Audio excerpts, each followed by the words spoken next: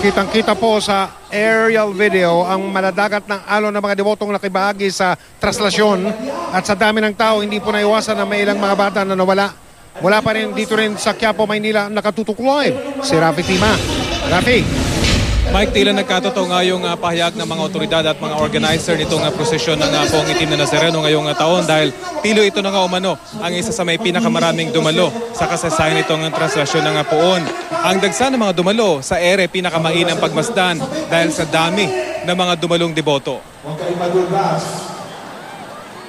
Sa aerial video na aking nakunan pasado alas 7 kaninang umaga, pagalis ng andas mula sa Quirino Grandstand, kitang-kita ang tila alon ng mga taong nais makalapit sa Poon.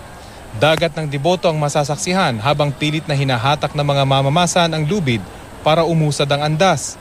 Kasabay naman ito ang agos ng mga taong nais makasampa at ang iba pang nais ding makahawak sa lubid.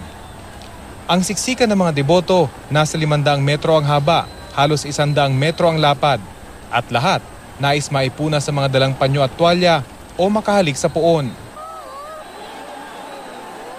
Pasado alas 2 naman ng tanghali, matagumpay na nakatawid ng Jones Bridge ang prosesyon dahil mas masikip kumpara sa MacArthur Bridge na dating ruta ng traslasyon. May mga nakantabay na rubber boats ng Philippine Red Cross at Coast Guard. Mabilis namang nakatawid ang Poon, kasunod ang mga replika ng Nazareno na dinudumog din ng mga tao. Sa gitna ng mga pakiusap ng mga otoridad na huwag nang magdala ng mga bata sa prosesyon, kapansin-pansin ang grupong ito na matyaga naghihintay sa ibabaw ng Quezon Bridge. Puro bata ang kasama niya. Ang dalawa niyang anak na edad 7 at 8 taong gulang at dalawa pang mga pamangkin na kapwa 10 taong gulang. 3 taon na rin daw niyang dinadala ang mga bata sa prosesyon pero hindi naman daw sila lumalapit sa andas.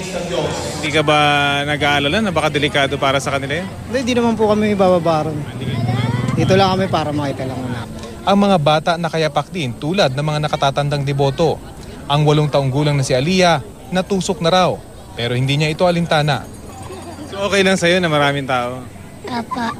May dalawa kami mga tsinelas kaso inuubad din eh. Kasi nakikigaya. 7 taon na raw namamanata si Ferdy pero noong 2012 nasubok ang kanyang pananampalataya. Pumanaw noong 2012 ang kanyang asawa dahil sa sakit ng leukemia kaya mag-isa siyang nag-aalaga sa 4 na bata. Pero sa halip na panghinaan ng loob, lalo daw itong nagpatibay sa kanyang pananampalataya. Ilang taon siyang nagkasakit ng leukemia? 3. Sa 3 taon na yun ang pinanata mo? Kaso siguro talagang oras na kaya pinano na lang namin. Pinabayaan na lang namin. Paano pag ganito, naiisip mo siya na sana kasama mo rito? Ano po? Naisip po namin yun kasi yun, parang ito na rin yung bonding namin. Eh kaso talagang ganun buhay.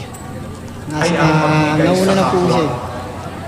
Ngayon, kalusugan na lang ng mga anak ang kanyang hiling na pangalagaan ng Poong Nazareno. Kaninang umaga, walang magawa ang 5 taong gulang na si Perlin kundi umiyak nang mawalay sa kanyang ina sa Quirino Grandstand. Nabitawan daw siya ng kanyang nanay Michelle nang sumunod ito sa prosesyon. Saan kayo nagkahiwalay ni mama mo? Dito na o doon masagal? Hindi po. Sinapa ko kasi sinibel ko kasi Sa ibang nawalan ng bata ang dinala sa kanila kaninang umaga. Agad na ibalik ang 4 habang naiwan sa kanila si Perlin. Kinahaponan ay dumating din ang kanyang ina. Bumubutot po sa akin yan, hindi ko naiwalay sa akin yung mga bata mo yan. Tabot pa lang yung hindi sila nagkita. Ayon sa pulisya, Mike, hindi naman sila nagkulang sa paalala na sana wag na magtungo dito yung mga bata dahil nga sa posibilidad na sila ay mawala at masaktan. Pero tila para sa ibang deboto, bahagi na ito ng kanilang panata. Samantala, ayon sa NCRPO ay 4 na petty crimes lang yung kanilang naitala as of 4:30 ng hapon dito sa area ng prosesyon. Mike? Maraming salamat, Rafi Tima.